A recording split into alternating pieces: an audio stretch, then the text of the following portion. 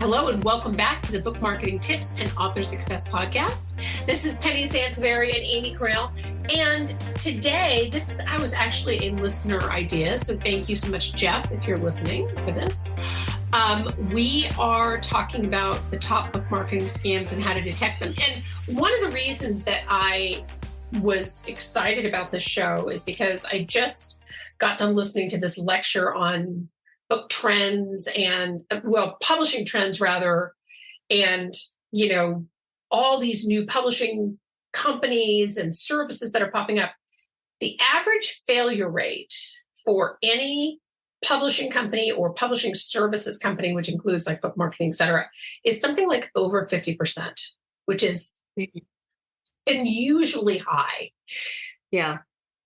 Part of the reason, which has really nothing to do with scams, I think is just how some people run a business, which again, not necessarily part of this conversation. But I think the other piece of it though, too, is that a lot of people see dollar signs when they look at this market, because there's an issue, but there's a big issue, maybe issue is not even really the right word, with discoverability. And a lot of people selling services, both good and bad, we talk about discoverability as well. They know that this is a huge problem for authors. Mm-hmm. So it also lures companies that overpromise and underdeliver, or overpromise and don't even deliver. You know what I mean? Yes, exactly. So Amy, do you want to take the first one, and we can just kind of go down our list and talk about why we think that what you should look out for and what's flat out just not going to be good? Yeah. And this is interesting. I always like to hear what authors, I love that we do have clients and authors that ask us for our opinions when they get offered something or they get an email about something. I so appreciate that they bring that to our attention and that they trust that we will guide them, accordingly.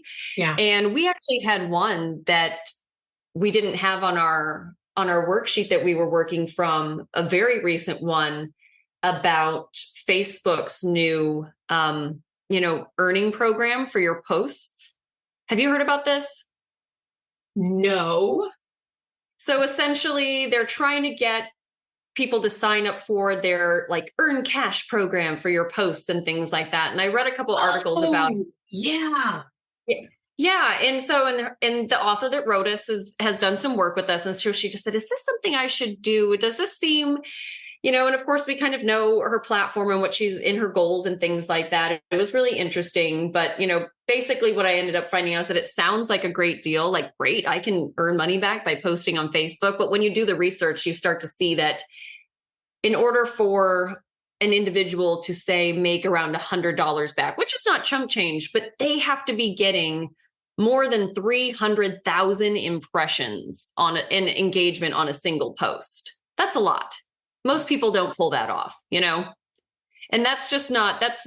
anyway. So it was really interesting. So that was one of those things that, it's not a scam per se, but I can see why authors would get excited about that, Yeah. I can start earning money back by posting on Facebook. And it's just one of those things that then they start spending a bunch of time on. It gets worked into their weekly marketing, and it doesn't play out the way they had thought. And I think that happens a lot with these kind of marketing scams and things that get overhyped in the industry, because authors think, yes, this is my ticket, and rarely does it work out the way they think it's going to work out. Yeah, I agree with that totally. Yeah, I absolutely agree with that. And I think that also along in a very different way, review programs. So programs that are exclusively review based oftentimes are, they're very alluring because authors really want reviews. Again, it goes back to that discoverability, right?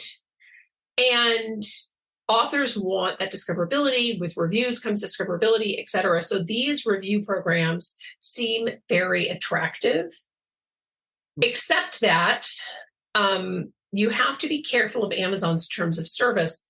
And by that, I mean, they're ever-changing terms of service, right? So Yeah. Amazon, because we have bloggers and influencers and whatnot that review on their websites, but then also review on Amazon. And we also have Amazon readers who we're in touch with who review on Amazon. And,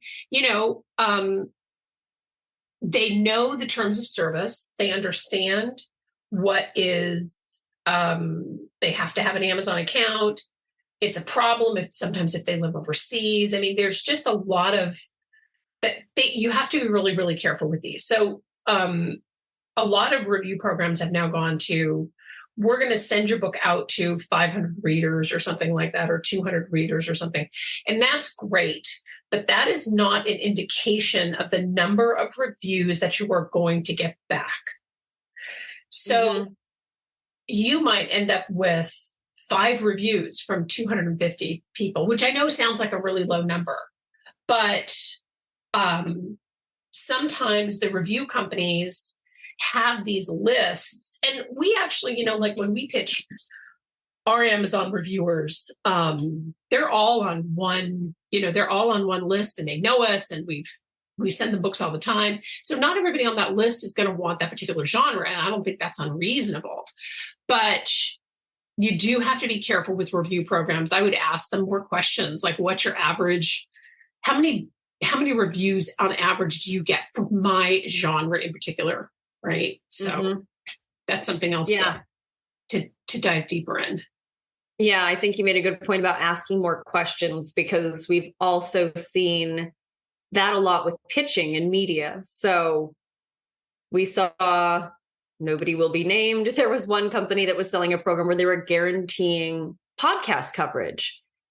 And come to find out, if you do a little bit more research, it's their own podcast, So it's like Penny and I saying, we guarantee you'll be on a nationally, broadcasted podcast, but we just talk to you. I mean, we love our listeners, but are our author listeners going to be an author's target market? Probably not.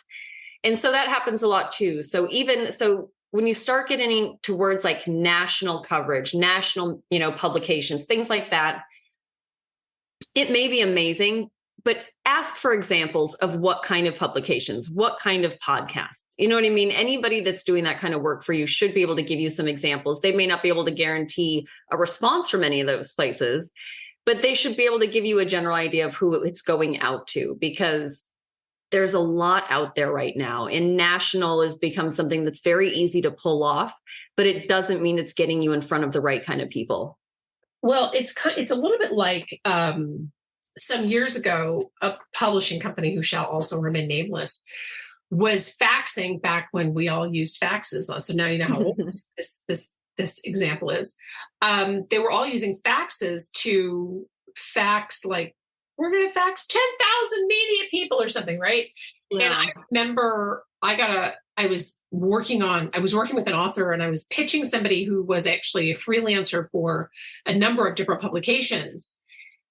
And he told me that a friend of his who worked at, what was it? It was some car magazine. I can't remember now. I can't think of the name of it now, but he actually got a press release faxed to him about, I don't know, it was a kid's book or a mystery novel or something completely inappropriate, like, Car and Driver magazine. That's what it was. So they weren't very thoughtful about where they were sending their faxes, but you paid a lot of money. I mean, I think at the time this program cost like $5,000. It was, oh my God. Oh yeah. It was, and they basically sent a press release to all these places, and the press release just got round filed. Right. So, national is always a lure, but keep in mind, A, your book has to fit into that national market, and B, the national has to be, they have to be sending it to the right people, because otherwise it's not at all going to matter. Yes. So let's see. Another one that we had on the list that authors have brought to our attention are bestseller campaigns. Oh, we get them beating my head. Yeah. Oh, sorry, I didn't mean to interrupt you. No, it's true. And it's interesting how many people will come to us and they'll ask about our programs and things like that. And they, and we'll get them a proposal, and then they'll come back and say, well, what do you do to guarantee a bestseller? Oh, And it's like, oh my gosh, where are you getting this from? And it's because there are companies out there that sell, air quotes, bestseller campaigns. And Penny, in your experience, what do you think the top kind of fine print elements of these are? well, I'll tell you that the fine print is what fine print is, and then I'll tell you a little story. I may have told this before in a podcast, but it's hilarious. Y'all will love it. We'll just have to listen to it again. So the fine print is that you have to buy up your own books. That's the fine print. The fine print is you are on the hook for buying your books to get on those bestseller lists. Now, because Amazon years ago changed their algorithm, you used to be able to send out an email to, like, I don't know, 500 of your closest friends and family or whatever. I don't know who knows 500 people, but just as an example, and encourage them all to go onto Amazon and buy the book on like Monday at 10 a.m., whatever, blah, blah, blah, and buy multiple copies, right? So buy like more than one copy, and for every increment of five, so 5, 10, 15, whatever, you got some prize.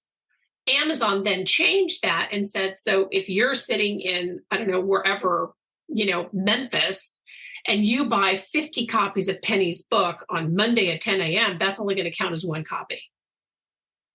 So that killed that idea. But yeah, you're on the hook for buying all those books. So years ago, we worked with an author and a publisher that also shall remain nameless. We should start doing like a really sort of secret publishing podcast about all the crazy stuff that's happened in publishing. Because I could, believe me, if you see me at a writer's conference, buy me a drink, I can tell you stories. So we worked with this author, and in another call, I should tell you about the conference call, which was freaking hilarious. And this author hit the bestseller list, and multiple times, right? Like just was right out of the gate, was doing really, really, really well. One day, the publisher gets a call from a storage unit in Arizona, and the bill hadn't been paid. So they broke into the storage unit, and they had no way, I guess, of contacting the owner or something. I don't know. The owner details were missing or whatever. Somehow they wound up at the publisher's office, right? Calling the publisher like, hey, so we have 50,000 copies of this book from this author. Maybe you want them back? Oh God. His own books. And then he bought this storage unit and never paid the bill. I don't even know what happened to the author. I don't think that he or she ever did another book ever again. But it was hilarious. And I think I was actually in New York and maybe having a meeting with the publisher the day after that this happened. And it was horrifying, but we all kind of laughed at some point but anyway, yeah, sorry. I didn't mean to go off on that tangent, but that's just, I love telling my stories, as Amy well knows. No, and that's great. And what a lot of people don't understand, or I don't think they realize when they get sucked into these kind of bestseller concepts, is that you can be a bestseller, but you may only have that flag for like a day, right, Penny, or even half a day if you're lucky. Right. So the chances of being able to leverage that, one, to be staring at Amazon every second of the day, waiting for that to hit and refreshing the page, but then also for the likelihood of it lasting long enough for you to be able to leverage it with these kind of, quick and dirty little programs is not likely. Yeah. And that's a big problem too, is that a lot of authors, like, they like the idea of a bestseller campaign, but it's like, your book is not, without actual real legitimate marketing strategies and tactics, your book is not going to stay on a bestseller list. Right. So that's a problem. If you're not going to have that flag for a while to where you can capitalize on it, then what's the point? It's kind of like the fishing story. It's like, no, I swear it was huge. Like, right. It's like, exactly. I swear that flag was on my book a few minutes ago, and then it's gone. And you've spent God knows what paying a company to make that happen for 30 seconds, and it's just not worth it. Yeah, exactly. So this is my particular favorite, and Amy and I had a really good laugh about this too. Movie deals. Can we have a conversation about freaking movie deals? Oh my gosh. So I got an email about oh, I don't know if it was an email or call. It was probably both, about 5-minute book marketing for authors. And somebody writes me and says, this book would make a great movie, right? 5-minute a book about book marketing. So Amy sends me this text back. I swear to God, I spit at my coffee. I laughed so hard. She says, yeah, I can just see like George Clooney sipping his Nespresso while trying to figure out how to use Goodreads. What a ripping movie. So crazy. I mean, look, we all want our books to turn like, oh, if somebody legitimately wanted to turn 5-minute book marketing into a movie, I'd be like, go on with your bad self. I don't know how you're going to do it, but just give me the cash up front because I want right, exactly. That's the box office. But no royalties deals. No, I don't want any royalties. Just give me all the cash up front. Thanks. But the reality is that movie deals are almost always fake. I hate to say this, I know. And, a lot of fake, scam companies are built on pretending to be Amazon Video Prime, Prime Video, whatever, and Netflix to try and say, hey, Netflix wants to sign your book to a movie, but they need cash up front. That's always, I'll tell you something, that is always the deal breaker, is they need you to buy something, pay something. We had a guy who contacted us.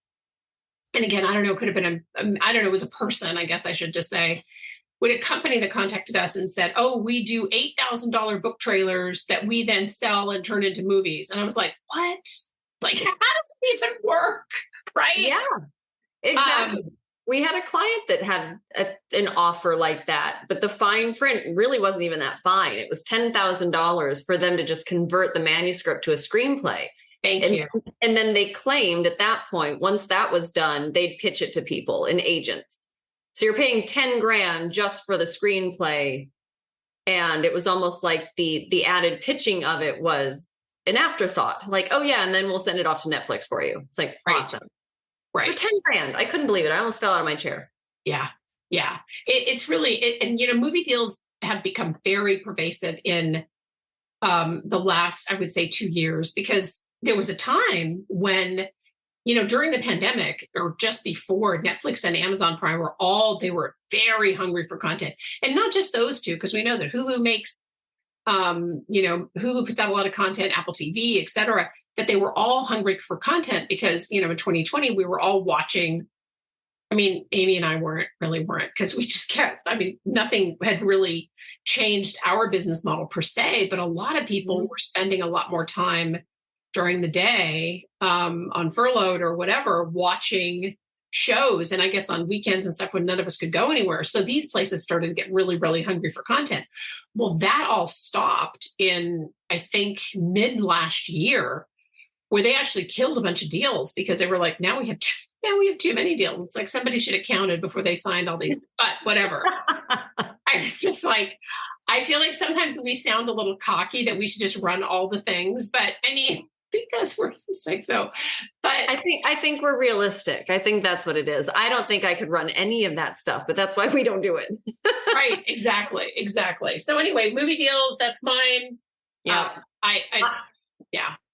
I absolutely agree. It's almost always fake. That one, I almost feel like we should have like some sort of meter, except we're not in a visual medium right now, where it's kind of like total scam and then like halfway scam. And like, right, exactly. The one that I take personal grievances with are Amazon keyword programs. Not that Penny doesn't too, with all the teaching she does, but the keyword generators that so many people are trying to. There's been a couple that have been around for a long time, but now even with AI, Penny, you've been noticing that in the publishing space, AI is trying to convince authors that it can replicate that kind of work too, right? Oh my gosh. So I was listening to a different class, and this author was saying, not the one who was teaching, but somebody was asking, they said, so I'm using Chat GPT now to do my keyword research on Amazon. But the problem with that is that Chat has not been updated for 2 years. So whatever results that you're getting are not accurate.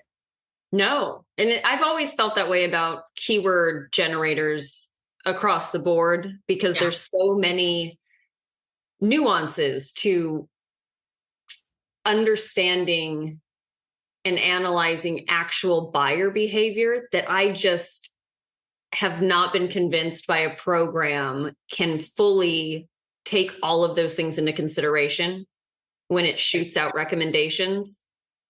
Right. I mean, there's something really important to be said for data. I get it. But at the same time, there are still human beings getting on Amazon and searching and shopping and reading reviews and things like that, that programs just can't replicate yet, you know? Right. Right. Exactly. And I think that's what I take issue with most, is that it takes out the human element completely. And I don't think keyword research is that simple. Yeah. And one of the things, because you said this very astutely one time we were talking about this, is that there's a difference between popular searches as particular on Amazon and consumer popular searches. Yes, absolutely. And this, I think, plays back into, the show we did recently, Penny, where we were talking about how the social media platforms, Google, Amazon, they're all trying to take more control over how they're guiding shoppers and where they want them to go on the site and what they want them to buy and things like that. And I think that also muddies the water as well. So I think a lot of the recommended searches and things like that can be very misleading, because you really have to do your due diligence to figure out, it's like, is that what Amazon is telling me to do? Or is that what people are actually doing? Right. And that just you can't get a definitive answer from a keyword aggregator on things like that. You have to put in the work. Right. Right. Exactly. And I also think that as Amazon is changing we talked about funneling in the show that we just recorded, which I don't know if it'll appear before or after, but it's basically an Amazon update show that we will launch in August. So you'll be able to find it in the directory. But we talked about the intentional funneling that Amazon is trying to do with their internal algorithm. Mm-hmm. So, you really want to make sure that whatever you're doing lines up with your audience and that people are actually buying from the keywords that you're inputting into your backend.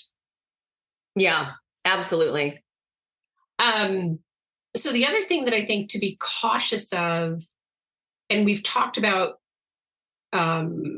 national media, but the other piece to consider too is national magazine exposure. Mm-hmm. So a lot of magazines, not all of them, but a lot of national magazines, national media are, you want to read the fine print, because they are charging for article placement in their, in their online portals and things like that. So if somebody's doing national media for you, not that national media, it's because we do national media, not that that's a scam at all, but you want to make sure that if there's any kind of a guaranteed placement, to know what the fine print is, because there could be a cost associated with that as much as $2,000. Mm-hmm. So that's just something to consider as well. Yeah. I mean, I think across the board, what seems to keep popping up is that if it sounds too good to be true, or if it sounds like, oh, this is the easy way to get to this goal or that goal, second guess it. Right. Do your research, ask questions, read the fine print, definitely inquire as to what the deliverables are or what any guarantees are, things like that. There's a reason that these end up being viewed as scams or overhyped, book marketing and promotion strategies, is because they sound amazing and then they really end up falling flat, assuming they exist at all. Well, and I think, and I'm going to lock the final two together because they're kind of sort of the same thing. But I think that what we're really saying, and I want to just, as a disclaimer, not misrepresent anything. It's really more about, as Amy said, reading the fine print and asking better questions, because there's a lot of times, like you said, it looks great. And you're like, oh my gosh, this is exciting. This is the exact exposure that I need. And I'm going to sign on the dotted line. And it's not until you get a bill for something or you're led astray that you realize that your money could have probably been spent better elsewhere. The other thing that I think, two of them, which kind of sort of go hand in hand, are email blasts and flyers. So flyers, I mean, I don't know, flyers I get like stuck in my door at home. Do I ever really read them? Like, flyers to bookstores, like, do people ever really read them? I think that there are exceptions to the flyers. So I know like IBPA does flyers to bookstores and libraries and things like that. It depends really on the source, right? If an IBPA is very trusted, they've been around forever.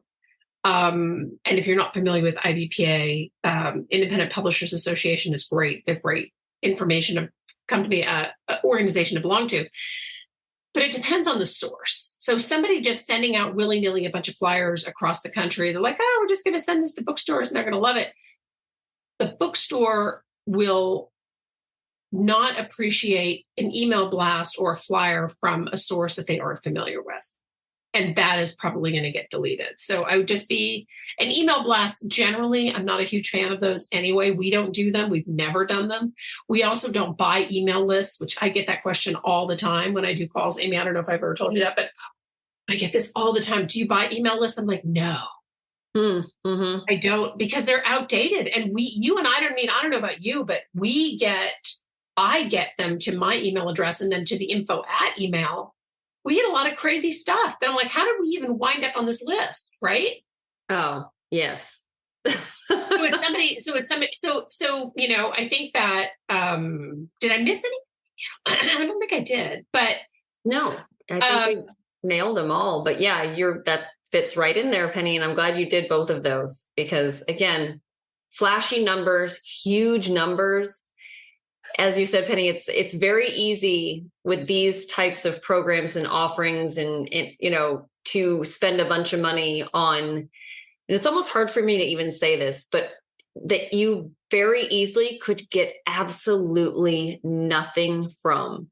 Like nothing. Like you walk away at the end of the work being done with nothing. Yeah. And that just, I truly hate even saying that, because that is something that we are very conscientious of, that no matter what an author's goals are, we always are very conscientious of making sure that if we run a campaign for our clients, they are absolutely going to walk away with a platform and a brand and exposure that is better than when they started with us, without a doubt. Yeah, exactly. I agree with that. I think that you just want to be more, ask good questions. And if people start to get annoyed that you're asking a lot of questions, then those are not your people. Full stop. Right. Yeah. If somebody gets annoyed because they don't want to talk about their work product, that's a problem. Yeah, exactly. Thank you so much. We hope that these podcasts are helpful. We always welcome reviews wherever you listen to podcasts, and we also welcome show ideas. And our contact information is in the show notes. Apparently I cannot talk today. It's very strange. But thank you so much for listening. As ever, this is Penny Sansevieri and Amy Cornell. And we appreciate listening. We appreciate your show ideas, and we'll see you next time. Bye-bye.